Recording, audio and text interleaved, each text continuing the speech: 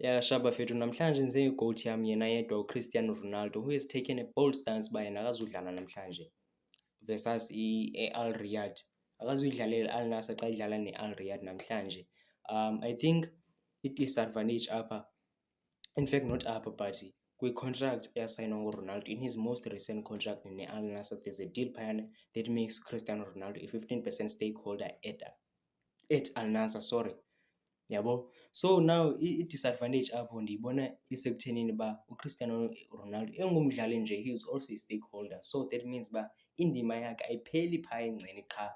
He also has a say in terms of how the club is managed, how the club is directed, including i-recruitment that is said to be the reason behind i-absence yakhe namhlanje kumdlalo we-Al Nassr, because he feels like yena Al Nassr could have recruited 2 or 3 players since beku-title race, yabo, of which nam I support loo nto leyo for depth purposes, yabo.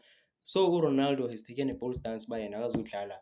Nangu El Capitano lo sithetha ngaye, ngumdlali onjani lona uzawuthatha isigqibo uba yena akazudlala but ngumntu lona u-injury free, ngumntu ofit.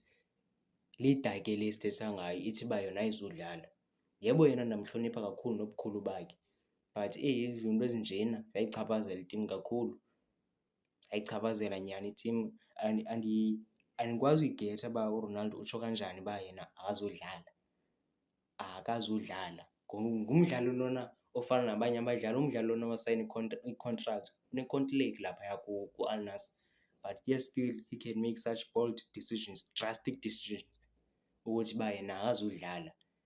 What type of leadership is that? Yebo yena ndamhlonipha i-GOAT yam, but still man, ezinye izinto azenzayo hayi.